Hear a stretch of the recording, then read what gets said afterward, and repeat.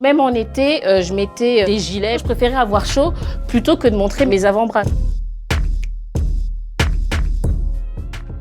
Pour moi, l'eczéma, c'est une maladie. Je sais pas si ça se soigne. Je crois que je suis née avec. C'était tellement présent qu'on aurait pu croire que j'étais brûlée. Moi, j'ai 3 enfants et j'en ai qu'un qui a l'eczéma. Quand il a grandi vers 3-4 ans, là, il a commencé à avoir des plaques. Mon eczéma, il se situe au niveau de la hanche, là. Je sais qu'apparemment, c'était à cause des couches à l'époque. Vers mes 18-20 ans, l'eczéma est parti. Par contre, j'ai de l'eczéma qui est revenu, mais là, c'est au niveau de la main. J'ai 38 ans, mais on dirait que j'ai des mains d'une femme de 70 ans. C'est handicapant quand ça revient, surtout en été. Quand je mets mon maillot de bain et que du coup ça apparaît, ça... Je me souviens pas de la fois, mais je sais que j'ai déjà dû le faire, de mettre un petit peu de fond de teint dessus, tu vois. Pour cacher. Le handicap que ça m'a causé quand j'étais petite, c'était vraiment que j'étais complexée. Ma peau était tellement sèche, avec plein de croûtes. On est quand même dans une société où l'apparence compte. Donc si on voit que le corps est atteint, là, c'est encore plus dur à supporter. Quand il gratte, ça saigne du coup. Ça fait des croûtes et après, les croûtes tombent. Et... donc ça fait quelques cicatrices si vraiment il gratte trop fort.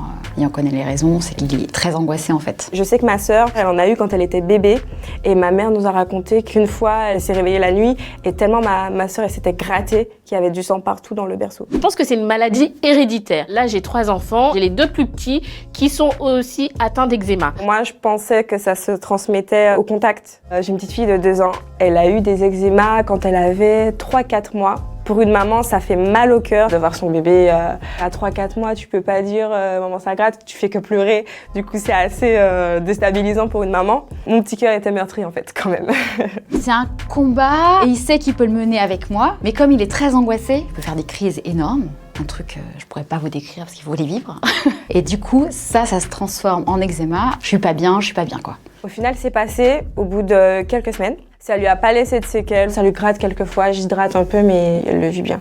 J'en fais pas non plus des caisses. Je lui montre l'exemple, je lui dis mais non, c'est rien du tout, on va mettre de la crème et puis c'est tout. Donc moi, je lui mets de la crème. C'est un moment d'échanger. Et c'est ce qui l'apaise en fait. Au jour le jour, moi, je l'ignore, je ne m'inquiète pas. Là, on s'en fout des autres, de ce qu'ils pensent. Pour mes enfants, quand ils me disent « Maman, est-ce que tu peux mettre de la crème ou me gratter ?» Donc déjà, je dis « Non, je ne veux pas gratter parce que tu vas encore avoir plus de petits boutons. » Donc je mets de la crème et puis en même temps, je fais un bon petit massage et tout. C'est un petit peu un moment de complicité, de détente. Et c'est vrai que ces petits moments maman-fils, c'est ce qu'il aime en fait.